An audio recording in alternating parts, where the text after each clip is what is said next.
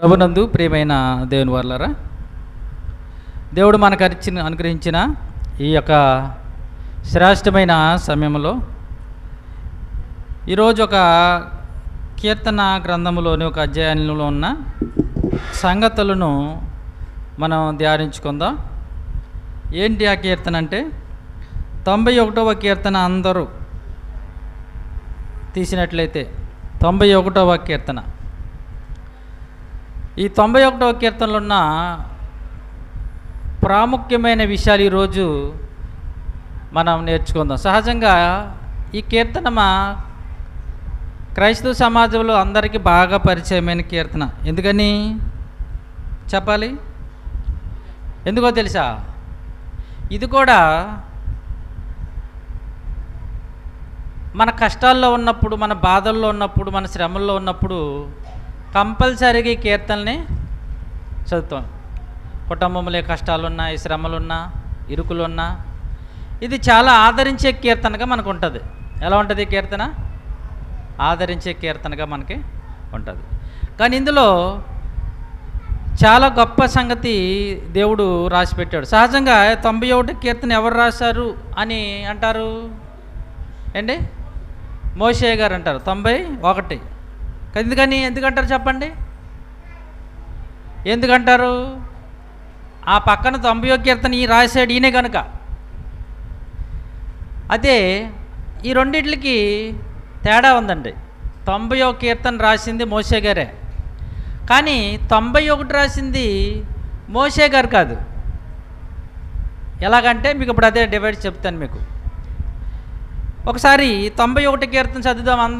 అందరూ కూడా తీసుకోండి, అందరూ కూడా చూడండి, అందరూ కూడా అంటే తెలిసిన కీర్తనే నేను చదువుతున్నాను. అందరూ చూడండి. మహోన్నతుని చాటును నివసించువాడే, సర్వశక్తిని నీడను విశ్రమించువాడు, ఆయనే నాకు ఆశ్రయము, నా కోట, నేను నమ్ముకును నా దేవుడని నేను యెహోవాను గూర్చి చెప్పుచున్నాను. వేటకాని ఊరిలో నుండి ఆయన నిన్ను విడిపించును, నాశనకరమైన తెగులు రాకుండా నిన్ను రక్షించును. ఆయన తన రెక్కలతో నిన్ను కప్పును, ఆయన రెక్కల క్రింద నీకు ఆశ్రయము కలుగును. ఆయన సత్యము కేడుమును డాలునై ఉన్నది. రాత్రి వేళ కలుగు భయమునకైనను, పగటి వేళ ఎగురు బాణమునకైనను, చీకటిలో సంచరించు తెగులుకైనను, మధ్యాహ్నమందు పాడు చెయ్యు రోగమునకైనను నీవు భయపడకుందువు.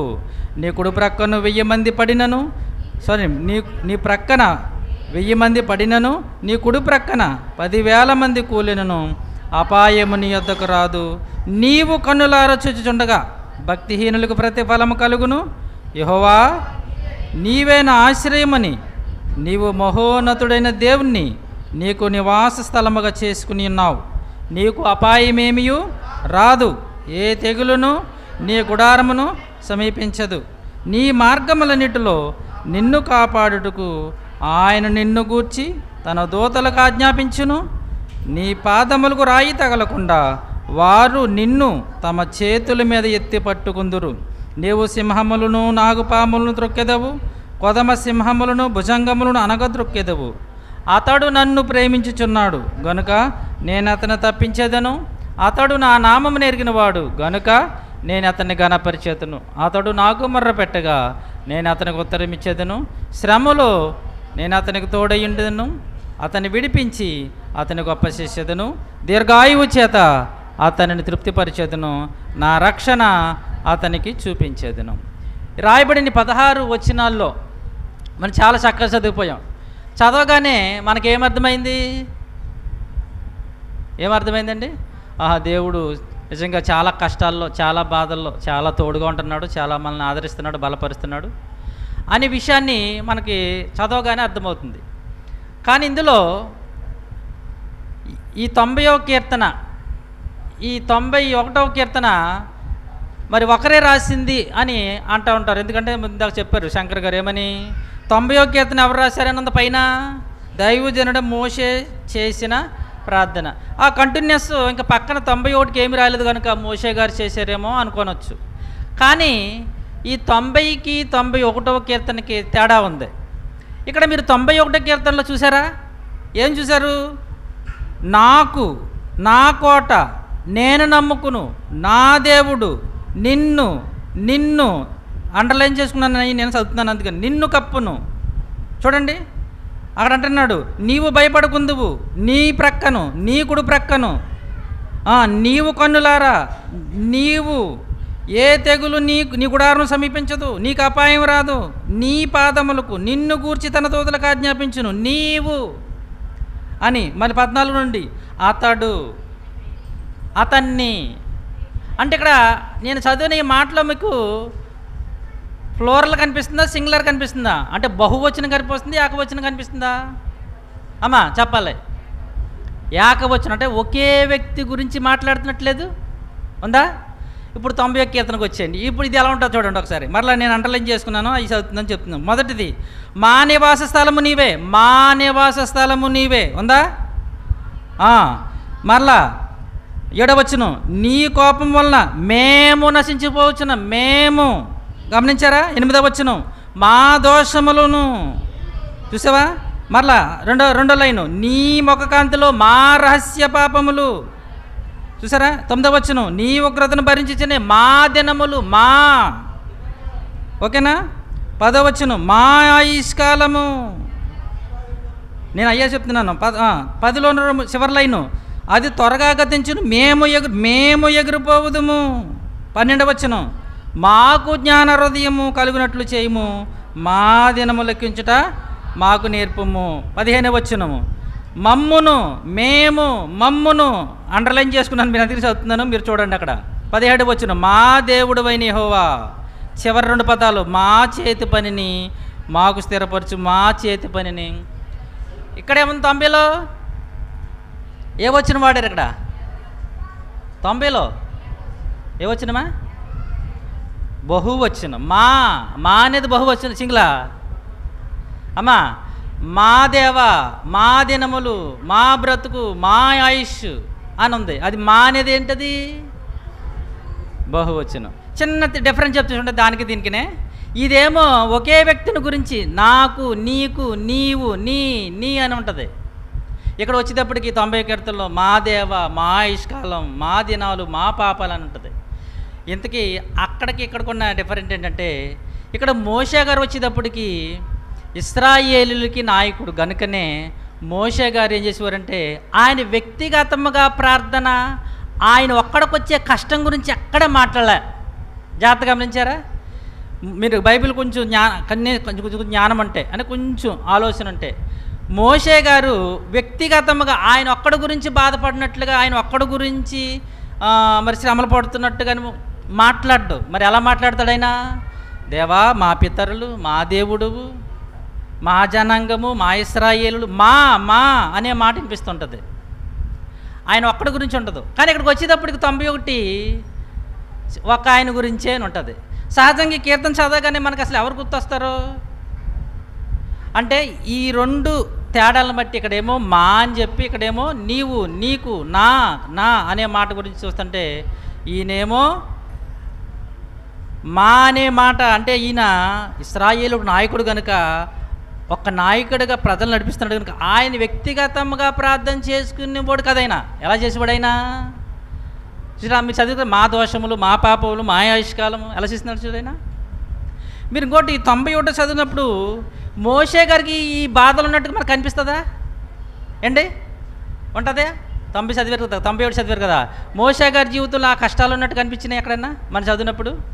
కనిపించు. మరి ఎవరికి ఉన్నట్టు కనిపిస్తాయి? దావీదు గారికి. ఎవరికి అంటే 90వ కీర్తన మోషే గారు రాస్తే 91ది దావీదు గారి గురించి. మరలా ఈ 91వ కీర్తన దావీదు గారి గురించి అయినా ఇందులో 3 భాగాలు ఉన్నాయి. మరలా చూడండి, మనం చాలాసార్లు చదువుతాం. ఇప్పుడు మీరు ఎడగొడతాను చూడండి, అంత అద్భుతంగా ఉంటుంది చూడండి.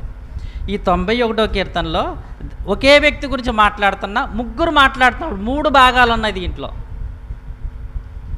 ఒకే వ్యక్తి గురించే కానీ 3 భాగాలు, అంటే 3 మాట్లాడతారు. ఏంటి ఆ 3 భాగాలు అంటే, 3 భాగాలు చేస్తున్నాను చూసుకోండి. మొదటి భాగం, మొదటి 2 వచనాలు, అంటే 1, 2 వచనాలు అమ్మా, ఇది మొదటి భాగం. రెండో భాగం ఏంటంటే 3వ వచనం నుంచి 13వ వచనం. రెండో భాగం అమ్మా అప్పుడే వెళ్ళిపోతున్నారేంటి సైలెంట్గా ఎక్కడికి? మూడో వచనం నుంచి 13వ వచనం ఎన్నో భాగం? రెండో భాగం. మూడో భాగము 4వ వచనం నుంచి 14వ వచనం నుంచి 16. ఈ 3 మీ మనసులో పెట్టుకోండి. మొదటి భాగమేమో 2 వచనాలు, రెండో భాగమేమో 3 నుంచి 13, మూడో భాగమే 14 వచనం నుంచి 16. ఈ 3 భాగాలు. ఈ 3 భాగాలు 3 వ్యక్తులు మాట్లాడారు. ఎవరు? 3 వ్యక్తులు. చూడండి, ఇప్పుడు మీకు బాగా అర్థమవుతుంది. మొదటి భాగం చూద్దాం. ఈ మొదటి భాగాన్ని చూస్తే ఒకసారి చదవండి ఇప్పుడు మీ అందరూ. మహోన్నతుని చాటున నివసించేవాడే, సర్వశక్తిని నీడను విశ్రమించేవాడు, ఆయనే నాకు ఆశ్రయము, నా కోట, నేను నమ్ముకును నా దేవుడని నేను యెహోవాను గూర్చి. ఈ మాట ఎలా ఉంది? పెద్దవాళ్ళు కొంచెం అర్థం కావాలి. ఈ మాట ఎలా ఉంది తెలుసండి?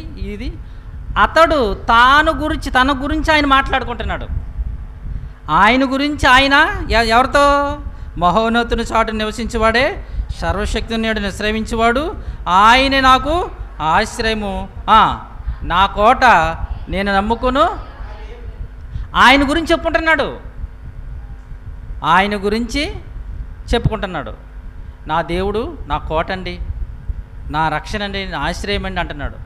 ఇందుకు ఈ మాట పలికింది ఎవరో మనం చూస్తే ఒకసారి వచ్చేయండి. ఎవరు పలికారు ఈ మాట అని అంటే, సమూయేలు గారు రాసిన 2వ సమూయేలు గ్రంథం. ఎవరో ఈ మాట పలికిందంటే చెప్పాను కదండి, 3 భాగాలు 3 వ్యక్తులు మాట్లాడారు. 3. మొదటిగా ఈ 2 వచనాలు మాట్లాడింది ఎవరు మనం ఆలోచిస్తే, సమూయేలు రాసిన 2వ గ్రంథం 22వ అధ్యాయం చూడండి ఒకసారి. 22వ అధ్యాయంకి వచ్చాను అందరూ. సమూయేలు గారు రాసిన 2వ గ్రంథం 22వ అధ్యాయము మొదటి వచనం నుంచి 3 వచనాలు జాగ్రత్తగా అందరూ తీసి, బైబిల్లో ఉన్న వాళ్ళందరూ తీయాలి, యవన బిడ్డలు కూడా అందరూ. మీకు చెప్పాను మరలా బైబిల్ చదవడం రావడానికి ఒక ఫార్ములా ఉంది. ఏంటంటే అది ముందు బైబిల్ తీయాలి, అప్పుడు చదువుతున్నప్పుడు మన వెనకాల లోపల చదువుకోవాలి. మరలా చెప్తున్నాను, మనం చదువుకోవాలి లోపల. వెనకాల పక్కన ఒకటి చదువుతున్నప్పుడు మనం కూడా ఏం చేయాలి? లోపల చదువుకోవాలి, చూడాలి ఆ లైన్. ఓకే, ఇప్పుడు చదవండి. యెహోవా తన్ను సౌలు చేతిలో నుండి, తన శత్రువులందరి చేతిలో నుండి తప్పించిన దినమున దావీదు ఈ గీత వాక్యములు చెప్పి యెహోవాను స్తోత్రించెను. అంతే కదండి. ఎవరు రాశారంటే ఇది? ఇక్కడ ఎవరు మాట్లాడుతున్నారని ఉంది? దావీదు ఆయన రాసిన గీతం అంట. ఏ గీతం అది? సౌలు చేతిలో నుండి, జాగ్రత్త గమనించాలి, సౌలు చేతిలో నుండి అతని శత్రువులందరి చేతిలో నుండి తప్పించిన దినమున దావీదు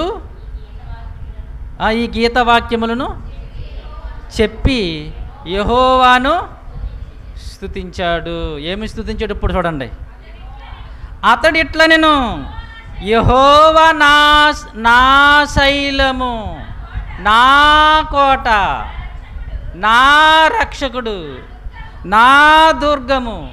చూడు, నా దీర్ఘం తీస్తున్నాను నేను. నా ఎవరంటున్నారు ఈ మాట? ఇందాక ఈ మాట ఎక్కడ కనిపించింది మీకు? కీర్తన గ్రంథంలో ఏమని కనిపించింది? ఆమని నా దేవుడు, నా కోట, నా ఆశ్రయము అని చెప్తున్నాడు. ఆయన గురించి నా దేవుడు ఏమనుకుంటున్నారు? నా కోట అండి ఆయన, నా రక్షణ, నా ఆశ్రయము, నా ఉన్నత దుర్గము, నా దేవుడే అని చెప్తున్నాడు.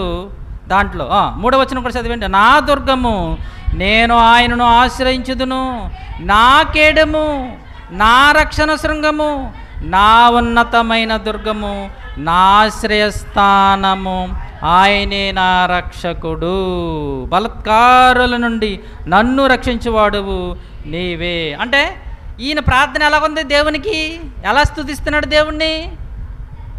నా దేవుడు, నా రక్షణ, నా కోట, నా ఆశ్రయము, నా రక్షకుడు, నా ఎప్పుడు వాడుతున్నాడు పదము? అతడు శత్రువుల చేతిలో నుండి, సౌలు యొక్క చేతిలో నుండి దేవుడు తప్పించినప్పుడు నన్ను ఈ భయంకరమైన విపత్తుల నుండి నన్ను రక్షించాడు నా దేవుడు అని చెప్తున్నాడు, స్తుతిస్తున్నాడు దేవుణ్ణి. అంటే ఆ యొక్క కీర్తన గ్రంథమే మన మెయిన్. ఇక్కడ కూడా చేపెట్టుకోండి 2వ సమూయేలు కూడా మరలా అక్కడ కీర్తన దగ్గరికి వస్తే ఇక్కడ 2 వచనాలు ఎవరు పలికినట్లుగా మనం చూడగలమంటే ఈ 91లో దావీదు గారు ఏమంటున్నాడు? మహోన్నతుని చాటు నివసించేవాడే, సర్వశక్తిని విశ్రమించేవాడు, ఆయనే నా ఆశ్రయము, నా కోట, నేను నమ్ముకును నా దేవుడని నేను యెహోవాను గురించి చెప్తున్నాను. ఇది ఎవరు మాట్లాడారంటున్నాను? దావీదు. ఆయన దేవుని గురించి చెప్తున్నాడు, ఇది నా దేవుడు, నా రక్షణ, నా కోట అని. ఇందుకు 3వ వచనం నుంచి మారిపోతుంది చూడండి, పదం మారిపోతుంది, మాట మారిపోతుంది చూడండి. అంటే మనం చదువుకుంటూ వెళ్ళిపోతాం కానీ మనం ఆలోచించాం. ఇప్పుడు మీకు జాగ్రత్తగా ఆలోచిస్తే ఈ 2వ భాగం దావీదు మాట్లాడతలేదు, వేరే ఆయన మాట్లాడుతున్నారు. ఇప్పుడు చూడండి, ఎప్పుడైతే దావీదు అంటున్నాడో నా ఆశ్రయము, నా కోట, నా దుర్గము, నా దేవుడు అంటున్నాడో అప్పుడు ఆయనకు సమాధానం ఇస్తున్నాడు ఒక ఆయన. ఏమని ఇస్తున్నాడంటే, అవును, వేటకాని ఊరిలోండి ఆయన నిన్ను విడిపించును.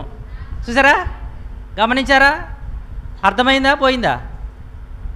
ఎప్పుడైతే నా కోట, నా శైలము, నా దేవుడు అని చెప్తున్నాడో వెంటనే 2వ వ్యక్తి దావీదు తాత చెప్తున్నాడు, దావీదు గారితో అంటున్నాడు ఏమని? అవును, వేటకాని ఊరిలో నుండి ఆయన నిన్ను విడిపించును, నాశనకర్మ తెగులు రాకుండా నిన్ను రక్షించును, ఆయన తన రెక్కలతో నిన్ను కప్పును. అంటే 2వ వ్యక్తి మాట్లాడుతున్నాడు, ఎవరితోనూ? ఇప్పుడు చదివేయండి, మొత్తం చదివి మీకు అర్థమవుతుంది. ఆయన రెక్కల క్రింద నీకు ఆశ్రయము కలుగును, ఆయన సత్యము కేడుమును డాలునై ఉన్నది, రాత్రి వేళ కలుగు భయమునకైనను, పగటి వేళ ఎగురు బాణమునకైనను, చీకటిలో సంచరించు తెగులుకైనను, మధ్యాహ్నమందు పాడు చేయను రోగం నీవు భయపడుకుందువు. నేను భయపడుకుందునట్లేదు అక్కడ, నీవు భయపడుకుందువు. నీ ప్రక్కన 1000 మంది పడిపోయినా, నీ కుడి ప్రక్కన 10,000 మంది కూలిపోయినా అపాయము నాకు రాదు, కాదు నీకు రాదు. నీవు కన్నులారా చూచుచుండగా భక్తిహీనులు ప్రతిఫలము కలుగును, యెహోవా నీవే నా ఆశ్రయము అని నీవు మహోన్నతుడైన దేవుణ్ణి నీకు నివాస స్థలముగా చేసుకుని ఉన్నావు. నీకు అపాయమేమీ రాదు, ఏ తెగులు నీ గుడారము సమీపించదు. నీ మార్గములన్నిటిలో నిన్ను కాపాడుటకు ఆయన నిన్ను గూర్చి తన దూతలకు ఆజ్ఞాపించును. నీ పాదములకు రాయి తగలకుండా వారు నిన్ను తమ చేతులతో ఎత్తి పట్టుకుందురు. నీవు సింహములను, నాగుపాములను త్రొక్కెదవు, కొదమ సింహములు భుజంగములు అనగద్రొక్కెదవు. ఎలా ఉంది చూసారు? ఇప్పుడు 2వ భాగం, 2వ భాగం దావీదుతో చెప్తున్నాడు ఆయన, దావీదు నువ్వు నా దేవుడు, నా ఆశ్రయము, నా కోట, నా శైలము, నా దుర్గం అంటున్నావు కదా, నీకెందుకు దేవుడు అంత కాపులొచ్చాడు తెలుసా? నీకు దేవుడు నీకు ఆశ్రయముగా, దేవుడు నీకు దుర్గముగా ఉన్నాడు కదా, ఎందుకో తెలుసా? ఆయన నిన్ను కాపాడుతున్నాడు, ఆయన నిన్ను రక్షిస్తున్నాడు, అందుకని నీకు ఏ ప్రమాదమో రావటం లేదు. నా ఆశ్రయము, నా కోటను అంటున్నావు కదా దేవుని గురించి, ఎందుకు అంటున్నావో తెలుసా? నిన్ను ఆయన ఏం చేస్తున్నాడు? ఫుల్ ప్రొటెక్షన్ ఉంది నీ మీద. నీ మీద దేవునికి ఏముంది? ఫుల్ ప్రొటెక్షన్, సంరక్షణ ఉంది. ఎటువంటి సంరక్షణ, ఎంత ఎక్స్ట్రా పని చేసాడు చూడు ఆయన. 1000 మంది పడిపోయినా, 10,000 మంది కూలిపోయినా అసలు నీకు అపాయం రాదు. రాత్రి ఏంటి, పగలేంటి, మధ్యాహ్నం ఏంటి, ఏ కాలమైన నీకు ఏం అపాయమో దేవుడు దూతలు నీకు ఆజ్ఞాపించేశాడు అంటున్నాడు. ఎంతకీ ఎవరు ఇంత దావీదుతో మాట్లాడుతున్న వ్యక్తి ఏంటి తెలుసా? మీకు ఏమైనా అవగాహన చెప్పండి. ఇది చాలా కష్టం చెప్పాలంటే, చాలా కష్టం. అంటే బైబిల్ జ్ఞానం బాగా ఎక్కువ ఉన్న వాళ్ళకి తెలుగు చెప్పగలరు. ఇది దావీదుతో ఈ మాట అంటున్న వ్యక్తి ఎవరో చెప్పగలరా అమ్మా? ఎవరైనా అంటే బైబిల్ జ్ఞానం వాళ్ళు చెప్పేస్తారు, బాబా కొంచెం బైబిల్ చదువుతున్న వాళ్ళు, బైబిల్ పక్కెట్టిన వాళ్ళకి ఏం అర్థమవుతుంది కాదనుకోండి. బైబిల్ చదువుతున్న వాళ్ళు ఎక్కువ సమూయేలు మరి మొదటి గ్రంథం, 2వ గ్రంథం చదువుతున్న వాళ్ళకి బాగా అర్థమైపోద్ది, సడన్గా అర్థమైపోద్ది అనమాట. నేను చాలా సింపుల్గా చెప్తున్నా. సమూయేలు మొదటి గ్రంథం, 2వ గ్రంథం ఎవరు చదువుతారో టక్కమని చెప్పేస్తారు ఎవరు ఈ మాట అన్నారు. Very good. ఎవరు చెప్పారమ్మా? ఎవరు చెప్పలేదు? ఇంకా ఇక్కడ కూడా చెప్పారు. ఆ అమ్మ చెప్పింది. ఎవరు? దీపిక మీరా? ఎవరు? యోనాతాను. ఎవరు? యోనాతాన్. ఎందుకు యోనాతాన్ అంటే ఇప్పుడు చెప్తాను మీకు. ఎందుకు యోనాతాను గురించి నీ 10,000 మంది బయట పడిపోయినా, 1000 మంది పడిపోయినా, రాత్రి అయినా పగలైనా ఏ సమయమైనా తన దూతల కాపలోంచి నేను ఎందుకు కాపాడుతున్నాడు, దావీదుతో ఎందుకు చెప్తున్నాడు, యోనాతాని ఎందుకని అనుకుంటున్నామంటే దానికి ఒక బలమైన కారణం ఉంది. దావీదు యొక్క భయంకరమైన పరిస్థితుల్లో రోడ్లంట, అడవులంట, కొండలంట తిరుగుతున్నప్పుడు ఆయన బలపరిచింది ఎవరో తెలుసా? యోనాతాన్. ఇప్పుడు వచ్చేద్దాం చూడండి, సమూయేలు ఇప్పుడు వచ్చండి, సమూయేలు గ్రంథం. అది యోనాతానే అన్న విషయాన్ని మీకు చెప్తాను. సమూయేలు రాసిన మొదటి గ్రంథం, సమూయేలు గారు రాసిన మొదటి గ్రంథం 18వ అధ్యాయం మొదటి వచనం. సమూయేలు అందరూ తీయండి, కొంచెం వచనాలు ఎక్కువ ఉంటాయి, జాగ్రత్తగా తీయండి. 18వ అధ్యాయము మొదటి వచనం. దావీదు సౌలుతో మాట్లాడిన చాలించినప్పుడు యోనాతాను హృదయము దావీదు హృదయంతో కలిసిపోయాను. యోనాతాను దావీదును తన ప్రాణ స్నేహితునిగా భావించుకుని అతన్ని ప్రేమించాను. దేవునికి స్తోత్రం. దావీదు బెస్ట్ ఫ్రెండ్ ఎవరో తెలుసా? సౌలా? యోనాతాను. ఎవరండి? సౌలు కుమారుడు యోనాతాను. ఎప్పుడైతే ఆ గొలియాతును చంపి తలకాయ ఇచ్చుకుని వస్తున్నాడో, ఏం వీరుడు రా బాబు, బొడ్డోడైనా యవనస్తుడు, ఏమి ధైర్యం రని సౌలు దావీదుతో మాట్లాడుట చాలించినప్పుడు యోనాతాను హృదయము దావీదు హృదయముతో కలిసిపోయాను. ఫ్రెండ్ అంటే ఇటువంటి వాడు ఉండాలిరా, ధైర్యవంతుడు. ఎందుకంటే యోనాతాను కూడా చాలా ధైర్యవంతుడు. ఇప్పుడు ఆయన గురించి ఇప్పుడు సందర్భం కాదు, కానీ చాలా ధైర్యవంతుడు, చాలా బలవంతుడు కూడా యోనాతాను. గనుక నాకంటే ఇంత గొప్పవాడు ఉన్నాడు అని ఎప్పుడైతే వాళ్ళు బలవంతుడైన దావీదును చూశాడో, వెంటనే అతను హృదయం అంట దావీదుతో కలిసిపోయాను. గనుక యోనాతాను దావీదును తన ప్రాణ స్నేహితునిగా భావించుకుని. నెక్స్ట్ 2వ వచనం కూడా. ఆ దినమున అతని తండ్రి ఇంటికి తిరిగి అతన్ని తీసుకుని వెళ్ళనీయక సౌలు అతను చేర్చుకునిను. చూడండి 3వ వచనం. దావీదు తనకు ప్రాణ స్నేహితుడని భావించుకుని అతన్ని ప్రేమించుచు యోనాతాను అతనితో నిబంధన చేసుకునెను. యోనాతాను ఏమనుకున్నాడు తెలుసా? నువ్వు నా బెస్ట్ ఫ్రెండ్వి, నా ప్రాణ స్నేహితుడివి అని దావీదుని చాలా ప్రేమించేవాడు. ఎవరు? యోనాతాను. అయితే ఇంత బెస్ట్ ఫ్రెండ్ అయిన దావీదు యోనాతానికి ఎప్పుడైతే దావీదు గొప్ప సౌలును చంపాడో, దావీదు కుటుంబంలోనికి సైన్యాధిపతి అయిపోయాడో, ఈయనేమో చాలా స్నేహంగా ఫ్రెండ్గా ఉంటున్నాడు యోనాతాను. కానీ ఆ యోనాతాను తండ్రి అయిన సౌలుకు మాత్రం అస్సలే ఇష్టం లేదు. ఏం చేసేవాడంటే 19వ అధ్యాయం వచ్చేయండి. 19వ అధ్యాయము మొదటి 2 వచనాలు. అంతటా సౌలు, మీరు దావీదును చంపవలసినదని తన కుమారుడైన యోనాతానుతోనూ తన సేవకులందరితో చెప్పగా. అదేంటది? గమనిస్తున్నారా? ఏం చెప్పాడంట సౌలు? దావీదుని చంపేయ్. ఒరే యోనాతాను, నా కొడుకు ఎలారా, ఆ దావీదుని చంపే అంటున్నాడంట. సైనికులందరిని పిలిచి ఆ దావీదుని చంపేయండి అంటే యోనాతానికి ఎలా ఉంది తెలుసా? గుండె కరిగిపోయింది, నీరైపోయింది. ఇదేంటిది? మనమేమో గొల్యాతు యుద్ధంలో కేకలేస్తున్నప్పుడు పారిపోయాం, ఈ చిన్న దావీదు వచ్చి వాడిని చంపేస్తే అటువంటి దావీదుని చంపేయాలా అని దావీదు ఏం చేశాడు, యోనాతాను ఏం చేశాడు చూడండి. సౌలు కుమారుడైన యోనాతాను దావీదు యందు బహు ఇష్టము గలవాడే ఉండి దావీదుతో ఇట్లనెను, నా తండ్రి అయిన సౌలు నిన్ను చంపవలనన్న ప్రయత్నం మీదనున్నాడు, కాబట్టి నీ ఉదయము జాగ్రత్తగా ఉండి రహస్యమంద స్థలమును దాగి ఉండము. నేను వచ్చి నీవున్న చేనులో నా తండ్రి యొద్ద నిలిచి నిన్ను గూర్చి అతనితో మాట్లాడతానని ఇక్కడ ఏం చెప్తున్నాడంటే, తన స్నేహితుడు గనుక దావీదు యోనాతాను అంటున్నాడు, మా నాన్న ఎందుకు నిన్ను చంపేయాలనుకుంటున్నాడు, మరి ఆయనకి ఏమైందో ఏంటో. కానీ ఒక విషయం మాత్రం నేను గమనిస్తాను, నాకు చెప్పకుండా మా నాన్న ఏమి చేయడు. నాకు చెప్పకుండా మా నాన్నగారు 20వ అధ్యాయం అదే మాట ఉంటుంది చూడండి. 20వ అధ్యాయము 2వ వచనం. యోనాతాను, ఆ మాటని వనవద్దు, నీవు చావవు. నాకు తెలియకుండా నా తండ్రి చిన్న కార్యమే కానీ కొంపదీసి ఆ కార్యాలు అనుకుంటారేమో, చిన్న కార్యం పెద్ద కార్యం అంటే అనుకోకండి. ఇక్కడ అయ్యే ఉన్నాయి. చిన్న కార్యమే కానీ పెద్ద కార్యమే కానీ చేయడంటే ఓహో సౌలు గారు చిన్న కార్యాలు పెద్ద కార్యాలు చేసేవాడా ఎంత అని చెప్పకుండా చేయడం అనుకోకండి. ఇక్కడ పని అంటే మా నాన్న చిన్న పని కానీ పెద్ద పని కానీ నాకు చెప్పకుండా చేయుడు. అక్కడ వాడిన పదం ఏముంది? చిన్న కార్యమే కానీ పెద్ద కార్యమే కానీ చేయుడు అని ఉంది. అంటే యోనాతాను ఎటువంటి వాడు అంటే తన తండ్రి అయిన ఈ సౌలు గారికి రైట్ హ్యాండ్. ఎవరో ఏదైనా చెయ్యాలంటే ముందు యోనాతానికి చెప్పిచ్చేస్తాడు. ఎప్పుడైతే దావీదుని చంపేయాలని వెతుకుతున్నాడో ఎవరో సౌలు, అంటే ఏంటి మా నాన్న ఇలా చేస్తున్నాడు, అసలు ఏ పని చేసినా నాకు చెప్తాడే అని పాపం దావీదుని యోనాతాను చాలా ఆదరిస్తూ ఉండేవాడు, చాలా ధైర్యపరుస్తూ ఉండేవాడు, చాలా బలపరుస్తూ ఉండేవాడు. ఎంత బలపరుస్తున్నాడంటే ఇక్కడ చూడండి, వెళ్ళి ఇప్పుడు 19వ అధ్యాయము దావీదు గురించి మాట్లాడుతున్నాడు చూడండి. 4వ వచనం 19:4.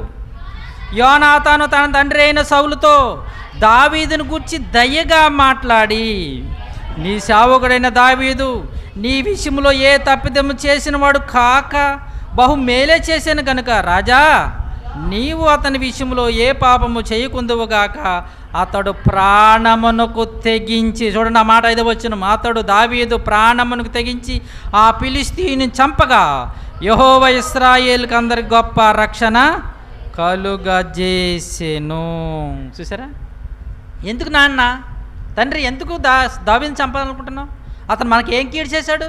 మనమందరం పారిపోతుంటే భయపడిపోతుంటే దావీదే కదా వచ్చి గొలియాతుని చంపి మన గొప్ప విజయాన్ని రక్షణ కలుగజేశాడు అనగానే అప్పుడు విన్నాడు ఆ మాట. విన్న తర్వాత మరలా 20వ వచనంకి వచ్చేటప్పటికి మరలా ఏమంటున్నాడు తెలిసింది?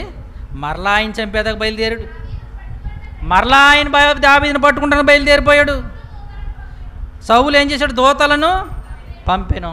అప్పుడు ఈ సంగతి యోనాతానుకు తెలిసి, దావీదా నువ్వేమి భయపడకు. అది ఈ విషయం మీకు ఏం చెప్తున్నానంటే ఆ కీర్తనలో ఉన్న మాటలన్నీ యోనాతాను దావీదు చెప్తున్నాడు. ఎందుకని తెలుసా? నా తండ్రి నిన్ను చంపాలి చంపాలి చంపాలని కుక్క పిల్లని పట్టుకున్నట్టు తిరుగుతున్నా నీకు ఏ అపాయము, ఏ ఆపద, ఏ ప్రాణాపాయం ఎందుకు రాలేదు తెలుసా?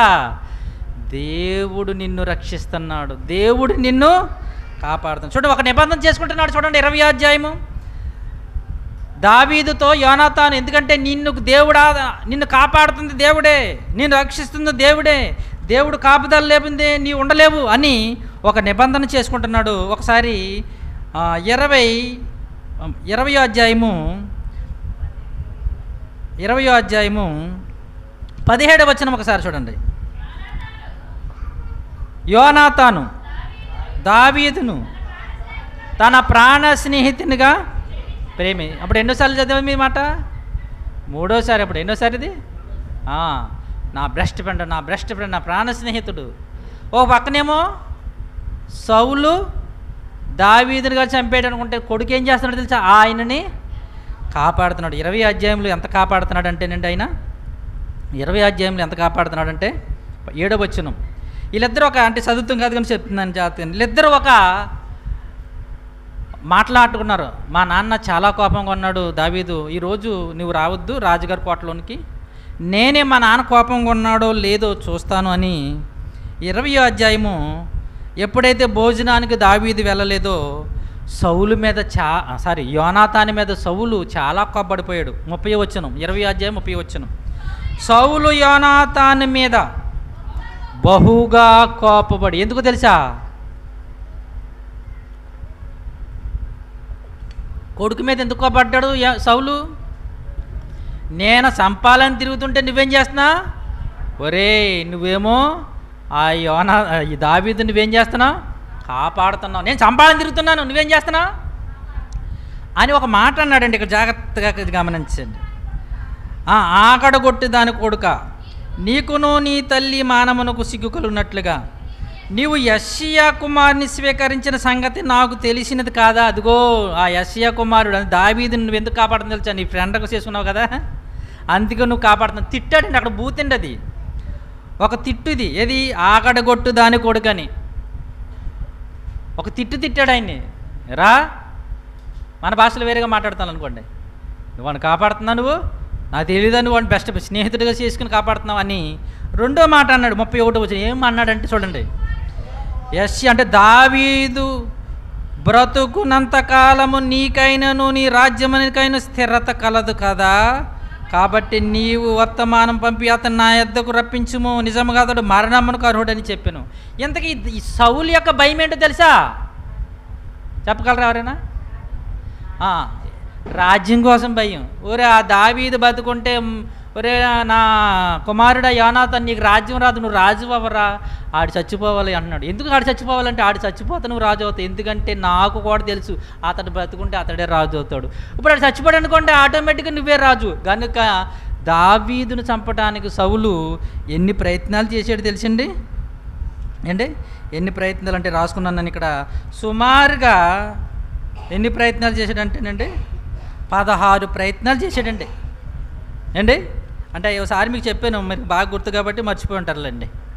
ఒకసారి ఇవన్నీ చెప్పాను. సుమారుగా 16 మర్డర్ చెయ్యాలని ప్రయత్నించాడు. ఎవరిని?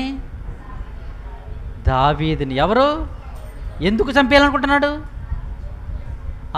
రాజ్యం కోసం గొడవ వెళ్తాయి. ఏ గొడవ వెళ్తే? ఆస్తి గొడవలు కాదు, రాజ్యం గొడవ. ఒకవేళ దావీదు బతుకున్నాడా, రాజు ఆయన అయిపోతాడు, నెక్స్ట్ నువ్వు రాజు అవ్వు అన్నాడు. కానీ యోనాతానికి తెలిసి ఏమని, ఇప్పుడు మీకు రాత్రి ఇక్కడ చూద్దాం చూడండి. యోనాతానికి తెలిసి ఏమనో తెలుసా?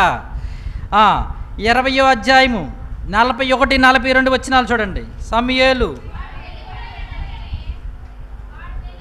వాడు వెళ్ళిపోయిన వెంటనే దావీదు దక్షిణపు దిక్కు నుండి బయటికి వచ్చి 3 సార్లు సాష్టాంగ నమస్కారం చేసిన తర్వాత వారు ఒకరినొకరు ముద్దు పెట్టుకునుచు ఏడ్చుచుండిరి. ఎవరు?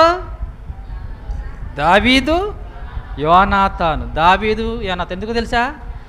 మా నాన్న నిన్ను చంపేయాలని చూస్తున్నాడు దావీదు, అయ్యో నాకు చాలా బాధగా ఉంది దావీదు అని ఏడిసారండి. ఇద్దరు ఏడుస్తున్నారంటండి, ఒకరినొకరు ముద్దు పెట్టుకుని అంగలాడిచి ఏడుస్తున్నారు. అంతటా యోనాతాను, యెహోవా నీకు నాకును మధ్యగా, నీ సంతతికి నా సంతతి మధ్యను ఎన్నటన్నటికి సాక్షిగా ఉండును కాక, మనమిద్దరము యెహోవా నామమును బట్టి ప్రమాణం చేసుకుని ఉన్నాము గనుక మనసులో నెమ్మదికి కలిగి పొమ్ము. దావీదుతో చెప్పగా దావీదు లేచి వెళ్ళిపోయిన యోనాతాను పట్టణము తిరిగి వచ్చాను. చూడండి, ఒక పక్కనేమో తండ్రి గారు సైనికులతో చంపేయాలని చూస్తుంటే పాపం యోనాతాను ఎంతగా కాపాడుతున్నాడో చూడండి. ఎప్పుడైతే దావీదు 91 కీర్తనలో దేవుడే నాకు ఆశ్రయం, నా కోట, నా కొండ అని దేవుడు గురించి దావీదు చెప్తున్నాడు, యోనాతాను అంటున్నాడు, అవును ఆయన నిన్ను వేటకాని ఊరిలో నుండి నిన్ను తప్పిస్తున్నాడు, రక్షిస్తున్నాడు, కాపాడుతున్నాడు. పగలు ఎండ దెబ్బలు ఎన్నిలో నుండి అయినా నిన్ను ఆయన ఏం చేస్తున్నాడు తెలుసా? ఆయన రక్షణ నీకు ఉంది దావీదు. అయితే నాతో చిన్న రిక్వెస్ట్ ఏంటో తెలుసా దావీదు? చూడండి ఏంటో చూడండి, రిక్వెస్ట్ చూడండి ఏమవుతాడని చెప్తున్నాడు చూడండి. ఆయన అంటున్న మాట ఒకసారి 23వ అధ్యాయము సమూయేలు మొదటి గ్రంథం 16వ వచనం చూడండి ఏమంటున్నాడు చూడండి. అప్పుడు సౌలు కుమారుడైన యోనాతాను లేచి వనములోనున్న దావీదు యొద్దకు వచ్చి, నా తండ్రి అయిన సౌలు నిన్ను పట్టుకొన జాలడు. దావీదు డోంట్ ఫియర్, ఏమి భయపడొద్దు, నిన్ను పట్టుకోలేడు. ఎందుకో తెలుసా పట్టుకోలేడు? 14వ వచనం ఎందుకు పట్టుకోలేడు తెలుసా దావీదును? చూడండి రెండో పదం చెప్తున్నాను, ఎన్నో తెలుసు అంటండి. సౌలు అనుదినము, చూసారా, అనుదినము అతనిని వెదకినన్ను, సౌలు అనుదినము దావీదును వెదకినన్ను. ఆ మాట అండర్లైన్ చేసుకోండి. దేవుడు సౌలు చేతికి అతనిని అప్పగించలేదు. అందుకనే యోనాతాను అంటున్నాడు ఇప్పుడు 16వ వచనములో, దావీదు నా తండ్రి అయిన సౌలు నేను పట్టుకున్న జాలడు, నీ భయపడవద్దు, నీవు ఇశ్రాయేలు రాజువగుదువు, నేను నీకు సహకారినవుదును, ఇది నా తండ్రి అయిన సౌలునకు తెలిసి ఉన్నదని అతనితో చెప్పి దేవుని బట్టి అతనిని బలపరిచెను.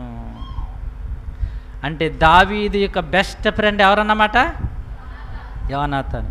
అంటే అక్కడ కీర్తనలో 91లో మాట్లాడు రెండో వ్యక్తి ఎవరన్నమాట? ఎలా తెలిసింది? అక్కడ ఎక్కడా లేదు యోనాతాను అని, ఎవరికి కూడా సాధారణంగా తెలియదు. అసలు అది 3 భాగాలని 3 వ్యక్తులు మాట్లాడాలని కూడా చాలామందికి తెలియదు. తెలుసండి, మనం చదువుకుంటూ వెళ్ళిపోతాం. నిజంగా దేవుడు ఇంత సంగతులు రాసి పెట్టాడు చూడండి బైబిల్లో. నిజంగా చదువుకుంటూ వెళ్ళిపోతాం అంతే. కానీ అక్కడ ఒకరితో ఒకరు మాట్లాడుకుంటున్నారు, డిస్కషన్ చేస్తున్నారు. అంటే అక్కడ 91వ ఇంకా కీర్తనలో ప్రియమైన దేవుని వర్లరా ఏంటి, మొదటిగా దావీదు మాట్లాడతాడు. అక్కడికి వచ్చే కీర్తన 91 మాట్లాడితే రెండవదిగా యోనాతాను ఏంటి, ఎవరు? యోనాతాను దావీదుతో చెప్తున్నాడు. ఇప్పుడు మరలా చెప్తున్నాను, వేటగాని ఊరిలోండి ఆయన నిన్ను విడిపించును, నాశనకరమైన తెగులు రాకుండా ఆయన నిన్ను రక్షించును, ఆయన తన రెక్కలతో నిన్ను కప్పును అని చెప్తున్నాడు. నీవు ప్రక్కన 1000 మంది పడిపోయినా, నీ కుడి ప్రక్కన 10,000 మంది కూలిపోయినా అపాయము నీకు రాదు. ఇవన్నీ ఎందుకు మాట్లాడుతున్నాడు ఆయన చెప్పాలి. యోనాతాను దావీదుతో ఎందుకు మాటలు చెప్తున్నాడు? కళ్ళ ద్వారా చూశాడు. ఇంత పట్టేసుకుని చంపేద్దామన్న పరిస్థితి వచ్చేటప్పుడు తప్పుపోడండి. ఒక విషయం చెప్తా చూడండి, ఎంత ఆశ్చర్యం అంటే అండి, దేవుడు ఎంతగా కాపాడుతున్నాడంటే దావీదుని మొదటి సమయాల గ్రంథంలోనే 23వ అధ్యాయంలో ఇక్కడ సందర్భాన్ని చెప్పి మీకు చదివిస్తాను. ఇక్కడ ఏం జరిగిందంటే, సౌలు దావీదుని తరుముతున్నాడు. అక్కడ పరిస్థితి ఎలా ఉందంటే, ఇంకా దావీదు దొరికేస్తాడనమాట, పట్టేసుకుంటాడు. ఇంకా దగ్గరికి వచ్చేస్తున్నాడు. వీళ్ళేమో ఇటు పరిగెత్తుతున్నారు, వీళ్ళు ఇటు పరిగెత్తుతున్నారు, ఇంకా దగ్గరకు వచ్చేస్తారు, ఇంకా పట్టేసుకుంటారు. ఇంకా దావీదు కూడా అనుకున్నాడు, ఇంకా నా పని అయిపోయింది, దేవుడు నన్ను సౌలు చంపేస్తాడు అనుకునేటప్పటికీ దేవుడు ఎలా రక్షించాడు చూడండి. 23వ అధ్యాయము 25వ వచనం నుంచి చూడండి, జాగ్రత్తగా గమనించండి. ఇంకా సౌలు దావీదును పట్టేసుకునే సందర్భం, దొరికేస్తాడు. ఇంకా దొరికాడు, ఇంకా చంపేస్తాడు. అటువంటి భయంకరమైన పరిస్థితులు ఏం జరిగిందో చూడండి, ఎంత ఆశ్చర్యం జరుగుతుందో చూడండి. ఇక్కడ సౌలు అతని జనులను తన్ను వెతుకుటకు బయలుదేరి నా మాట దావీదు విని కొండ శిఖరమున దిగి మాయోను అరణ్యమందు నివాసం చేసెను. సౌలు అది విని, చూడండి జాగ్రత్తగా గమనించాలి, మాయోను అరణ్యములో దావీదును తరమబోయెను. ఎక్కడ అరణ్యం ఏంటది? మాయోను అరణ్యములో సౌలు దావీదును తరమడానికి వెళ్ళాడు. 26వ వచనం. అయితే సౌలు పర్వతము ఈ తట్టునను, దావీదు అతని జనులు పర్వతము ఆ తట్టును పోవుచుండగా దావీదు సౌలు దగ్గర నుండి తప్పించుకుని పారిపోవాలని త్వరపడుచుండెను. నెక్స్ట్ మాట, సౌలును అతని జనులను దావీదును అతని జనులు పట్టుకొనవలని వారు చుట్టుకొనుచుండరు. ఇంకా దగ్గరికి వచ్చేసారండి. ఇక్కడ ఎలా ఉందంటే పరిస్థితి, ఇంకా అయిపోయాం ప్రజలారా, అయిపోయింది మన పరిస్థితి. ఇంకా సౌలు దొరికేస్తాం, మన పై ఈ రోజుతో మన చాప్టర్ క్లోజ్, దొరికేసాం, ఇంకా అయిపోయింది అని ఇంకా దగ్గరికి వచ్చేసారు. ఇంకా చుట్టేస్తారు. ఇంకా ఎక్కడున్నారు? వీళ్ళు ఈ పక్కన, వాళ్ళు ఆ పక్కన పోటీగా పరిగెత్తున్నారు. వీళ్ళు తప్పించుకుందామని వీళ్ళు, వీళ్ళు పట్టుకుందామని వీళ్ళు. ఏం జరిగిందో తెలుసా? నిజంగా ఎంత అద్భుతమైన సంగతి జరిగిందంటే చూడండి. నెక్స్ట్ వెంటనేనండి సౌలు గారికి వర్తమానం వచ్చింది. సౌలా, నువ్వు ఇక్కడేమో దావీదుని అట్టుకుంటున్నావు, అక్కడ మనోళ్ళు అట్టుకుపోయారు, రావయ్యా బాబు ఈయన్ని అట్టుకుంటున్నావా అని కేకలేసేటప్పటికి వెంటనే దావీదుని విడిచిపెట్టి వెంటనే రాజ్యానికి వెళ్ళాడండి. చూడండి నెక్స్ట్ మాట చదవండి. ఇట్లుండగా అంటే ఒక సైనికుడు సౌలుని వద్దకు వచ్చి, నీవు త్వరగా రమ్ము, ఫిలిష్తీయులు దండెత్తి వచ్చి మన దేశంలో సొరబడి ఉన్నారని చెప్పగా సౌలు దావీదును తరుముట మాని వెనుకకు తిరిగి ఫిలిష్తీయులు ఎదుర్కొనబోయాను. సరే, దేవునికి స్తోత్రం అండి. ఇవన్నీ ఎవరు చూస్తున్నారు? యోనాతాను. ఎవరు? యోనాతాను అంటున్నాడు దావీదు నిన్ను ఎవరు పట్టుకోగలరా బాబు? ఇంకా క్షణాల్లో, ఇంకా నిమిషాల్లో దొరికేస్తా, చంపేస్తాడు మా తండ్రి. ఆ టైములో నిన్ను దేవుడు నా తండ్రి అయిన సౌలు చేతికి దొరకకుండా నిన్ను కాపాడాడు. 10,000 మంది దండెత్తేసిన, 1000 మంది వాళ్ళు దండెత్తేసిన నీకు ఆ భయం రాదయ్య బాబు, నువ్వెవరో సింహం. చూడండి ఎంత గొప్ప ధైర్య మాటలు చెప్పాడు చూడండి 91లో. నీ వల్ల కాదు, కానీ ఒకటి నాకు చిన్న హెల్ప్ చేస్తావా? నువ్వు రాజు అవుతావు, కానీ నా సంతతిని గుర్తు చేసుకోయా, నా బిడ్డలు జ్ఞాపకం చేసుకొని ప్రమాణం చేసుకున్నట్టు చేయించుకోడండి. ఎందుకంటే అర్థమైపోయింది. ఎందుకంటే ఇంకో విషయం చెప్తున్నాను, యోనాతానికి ఈ సంగతి ఎలా తెలుసా? మూడో భాగంలో మాట్లాడిన వ్యక్తి చెప్పాడు. ఇప్పుడు చూడండి 91 వచ్చేయండి. యోనాతానుకి ఆ సంగతి ఎలా తెలుసంటే చూడండి అక్కడ 91 మూడో భాగం 14వ వచనం నుంచి, ఏ యోనాతాను మాట్లాడుతున్నాడో దావీదుతో, ఇప్పుడు మూడో వ్యక్తిది యోనాతానుతో చెప్తున్నాడు. ఏమని? ఇప్పుడు చదవని మీకు బాగా అర్థమవుతుంది. ఇప్పుడు యోనాతాను మాట్లాడుతున్నాడు కదా, ఇప్పుడు యోనాతానుతో మాట్లాడుతున్నాడు. ఇప్పుడు ఎవరు? ఈ మూడో లేదు దావీదు కాదు, మూడో వ్యక్తి. చూడండి మూడో వ్యక్తి ఎప్పుడైతే అతడు నిన్ను కాపాడుతున్నాడు, నిన్ను రక్షిస్తున్నాడు, నిన్ను నడిపిస్తున్నాడు, నిన్ను కాపాడుతున్నాడు, నిన్ను భద్రపరుస్తున్నాడు అని చెప్పాడు కదా, అతనితో అంటే యోనాతానుతో చెప్తున్నాడు మూడో వ్యక్తి. మొదటి వ్యక్తి కాదు. మొదటి వ్యక్తి ఎవరు ఇక్కడ? రెండో వ్యక్తి. ఇప్పుడు మూడో వ్యక్తి రెండో వ్యక్తితో మాట్లాడుతున్నాడు. ఏమని మాట్లాడుతున్నాడు చూడండి. అతడు, ఓ యోనాతాను, అతడు నన్ను ప్రేమించుచున్నాడు కనుక, ఆ మొదటి వ్యక్తి ఉన్నాడే దావీదు, అతను నేను తప్పిస్తున్నాను. అతడు నా నామం ఎరిగిన వాడు కనుక నేను అతన్ని ఘనపరుస్తున్నాను. అతడు నాకు మొరపెడుతున్నాడు ప్రతి విషయంలో గనుక నేను అతనికి ఉత్తరం ఇస్తున్నాను. శ్రమలో నేను అతనికి తోడై ఉంటున్నాను, అతన్ని విడిపిస్తున్నాను, అతన్ని గొప్ప చేస్తున్నాను. దీర్ఘాయువు చేత పట్టేసుకోవాలని శత్రువులు వచ్చేసిన, చంపేయాలని శత్రువులు వచ్చేస్తున్నా, నేనేం చేస్తాను తెలుసా? విడిపించి అతన్ని గొప్ప చేసి నా రక్షణ అతనికి నేనేం చేస్తున్నాను? చూపిస్తున్నాను. మూడోక వ్యక్తి ఎవరితో మాట్లాడుతున్నాను ఇక్కడ?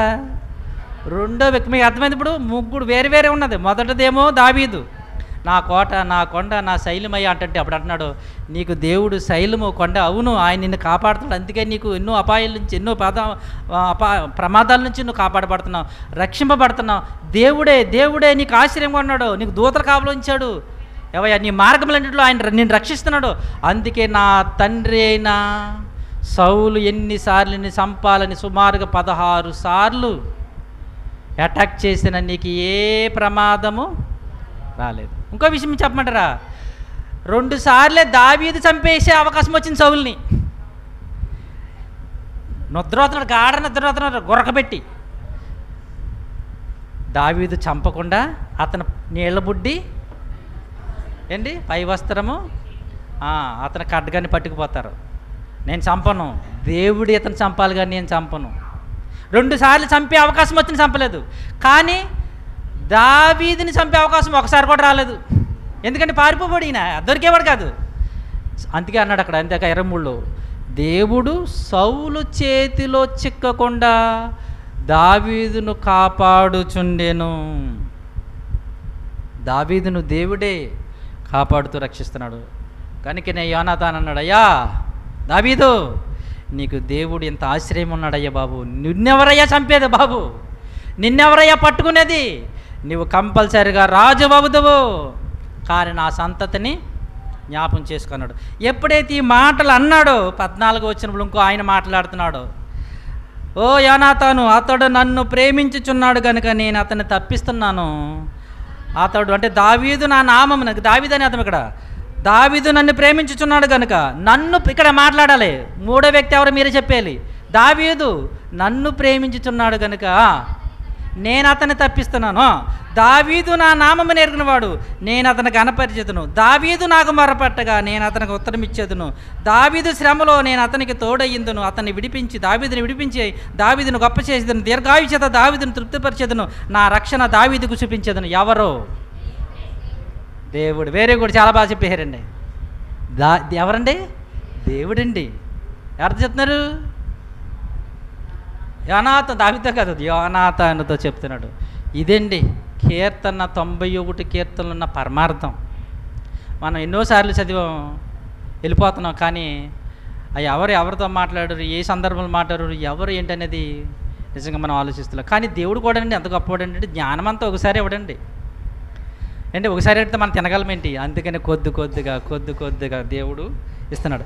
ఇంతకీ ఇక మూడవ వ్యక్తి దేవుడు మాట్లాడుతున్న మాటను గురించి దావీదే చెప్తున్నాడు. చూద్దాం చివరిగా సమూయేలు 2వ సమూయేలు గ్రంథం 22, ఇంతకుముందు చెప్పాను కదండి, 22వ అధ్యాయం. దేవుడు ఎలాగైతే రక్షించాడో కాపాడాడో దావీదు కూడా తన మాటల్లో దేవుడి గురించి చెప్తున్నాడు. 22 2వ సమూయేలు 22 20వ వచనము అందరు తీయండి. నేను ఆయనకి ఇష్టడు. ఇందాక మీరు 14, 16 వచనాల్లో ఉన్న మాటలు కనిపిస్తాయి ఇక్కడ. నేను ఆయనకి ఇష్టడును కనుక ఆయన నన్ను. ఇప్పుడు ఈ మాట ఎవరంటున్నారు? దావీదు దేవుని గురించి అంటున్నాడు. ఇందాక కీర్తనలో 14, 16లో దేవుడు దావీదు గురించి యోనాతాను చెప్తున్నాడు. గమనించాలి జాగ్రత్తగా. అమ్మ పెద్దవాళ్ళకి ఏమైనా అర్థమవుతుందమ్మా? వీళ్ళకైతే అర్థమవుతుంది, బైబిల్ చదివిన వాళ్ళకి. ఎందుకంటే వాళ్ళ మోకాలు నాకు అర్థమైపోతున్నాయి. మరి మీకు అర్థమైందో లేదు నాకు అర్థం కావట్లేదు. ఎందుకంటే వీళ్ళు బైబిల్ చదువుతున్నారు కనుక కొంచెం ఓహో ఇంత ఎలా ఉందా బైబిల్ ఇక్కడ అనే కొంచెం మోకాలు వెలిగిపోతున్నాయి బల్బుల్లాగా. మీ మాత్రం వెళ్ళట్లేదు, ఆడతలేదు. అలాగే అటెన్షన్లో ఉన్నారు. చెప్పుకో మేము చూసుకుంటాం అన్నట్టుగా ఉన్నారు. ఇక్కడ 14 వచనం 16 వచనం దేవుడు యోనాతానుతో దావీదు గురించి మాట్లాడుతున్నాడు. ఇక్కడ ఈ 22వ అధ్యాయం 2వ సమయంలో దావీదు దేవుని గురించి చెప్తున్నాడు. మరలా చూడు సందర్భం ఏమంటున్నాడు చూడండి. నేను ఆయనకి ఇష్టడును, ఆయనను ప్రేమించుచున్నాను కనుక, ఆయనకు మొరపెడుతున్నాను కనుక ఆయనను తప్పించను. దేవునికి స్తోత్రం. నెక్స్ట్ నా నీతిని బట్టి ఆయన నాకు ప్రతిఫలం ఇచ్చెను, నా నిర్దోషత్వమును బట్టి నాకు ప్రతిఫలం ఇచ్చెను. దేవునికి స్తోత్రం. ఇంకా 4వ వచనం, అదే 22వ అధ్యాయం 4వ వచనం. కీర్తనీయుడైన నేను యెహోవాకు మొరపెట్టి తిని నా శత్రువుల చేతిలో నుండి ఆయన నన్ను. ఇందాకేమన్నాడు? అతను నాకు మొరపెట్టగా నేను తప్పించాను అంటున్నాడు. ఇక్కడ ఈయనేమన్నాడు దేవుడితో? చూసా ఆ మాట్లాడినప్పుడు ఆ డిస్కషన్ చూసారా? మనము ఒక వ్యక్తి గురించి చెప్పినప్పుడు అంటే అతని గురించి మనం చెప్తూ ఉంటుంటాం. ఇతడు మన గురించి చెప్పినప్పుడు వేరే చెప్పే మాటలు వేరేగా ఉంటాయి. ఇక్కడ ఈ మాటలు మరి మీకు ఈ సంభాషణ మరి మీకు ఎలాగ అర్థమైందో లేదో తెలియదు, కానీ నాకు కొంచెం అవగాహన చెప్తున్నాను, కొంచెం జాగ్రత్తగా గమనించండి. దేవుడు దావీదు గురించి యోనాతాను చెప్పినప్పుడు ఎలా ఉన్నాయి? అతను నాకు మొరపెట్టగానే నడిపించాను, శ్రామంలో అతను తోడే ఉన్నానని చెప్తున్నాడు దేవుడు యోనాతానుతో. ఇక్కడ దావీదే దేవుని గురించి చెప్తున్నాడు. ఏమని? నేను మొరపెట్టగా యెహోవా నన్ను తప్పించాడు, ఆయన నన్ను కాపాడాడు, నన్ను ఆయన సంరక్షించాడు అని చక్కగా 20వ వచనంలో 21వ వచనంలో 4వ వచనంలో ఇంకా ఎన్నో వచనం అంటే 7వ వచనము కూడా నా శ్రమలో నేను యెహోవాకు మొర్రపెట్టి తిని నా దేవునికి ప్రార్థన చేసి తిని ఆయన తన ఆలయములో ఆలకించి నా ప్రార్థన అంగీకరించను, నా మొర ఆయన చెవులలో చెచ్చెను. చూసారా ప్రియులారా? ఇక్కడ దావీదు చెప్తున్నప్పుడు దేవుని కోసం, నా దేవుడే నేను మొరపెట్టినప్పుడు నన్ను కాపాడాడు, నాకు ఆశ్రయం ఇచ్చాడు, నన్ను విడిపించాడు. ఈరోజు నేను ప్రాణంతో ఉండి రాజుగా ఉన్నానంటే కారణం నా దేవుడే, నా దేవుడే, నా దేవుడు అంటున్నాడు. అది ఆల్రెడీ దేవుడు యోనాతానుతో చెప్పాడు. దేవుడు నేనే అతన్ని కాపాడుతున్నాను, రక్షిస్తున్నాను, అందుకని అతడు ఏ అపాయం ఆయనకు రావట్లేదు, ఏ తెగులు ఆయనకు రావట్లేదు, ఏ రోగం అంటలేదు. అరణ్యాల్లో జంతువుల మధ్య భయంకరమైన పరిస్థితుల్లో కూడా అతడు అలా రక్షింపబడుతున్నాడు. కారణం యోనాతాను ఎవరో తెలుసా? నేనే అంటున్నాడు. అది అండి 91వ కీర్తనలో ఉన్న సారాంశం. మరలా ఒకసారి అక్కడికి వచ్చండి. ఇప్పుడు అందరూ కూడా అర్థమైపోవాలి. ఎవరైనా వచ్చి అడిగితే టక్కమని చెప్పేయాలన్నమాట. మీరు ఎవరికైనా మీరు టక్కమని చెప్పేయాలి. మీరు కూడా అడిగేయండి ప్రశ్న, ఏంటి ఎవరు రాశారు, ఏంటి రాశారు ఏంటని అండి. 91వ కీర్తన మరలా అక్కడ 3 భాగాలు, 1, 2 వచనాలు ఒక భాగం, 3 నుంచి 13 రెండో భాగం ఎవరు మాట్లాడారు? యోనాతాను. 3వ భాగం 14 నుంచి 16 దేవుడు మాట్లాడాడు. ఎవరితో? యోనాతానుతో. దావీదుతో కదా. అక్కడ మరలా గమనించాలి, అక్కడ దావీదుతో కాదు, ఎవరితో? రెండో వ్యక్తితో చెప్తున్నాడు. రెండో వ్యక్తితో చెప్తున్నాడు కనుక యోనాతాను కన్ఫర్మ్ అయిపోయాడు. అంటే దేవుడే నీకు ఆశ్రయము, దేవుడే దేవుడే అంటే నిన్ను నా తండ్రి ఎంత చంపాలనుకుని ప్రయత్నించినా అతని వల్ల కాదో రాసుకో అన్నాడంతే. ప్రార్థన చేసుకుందాం.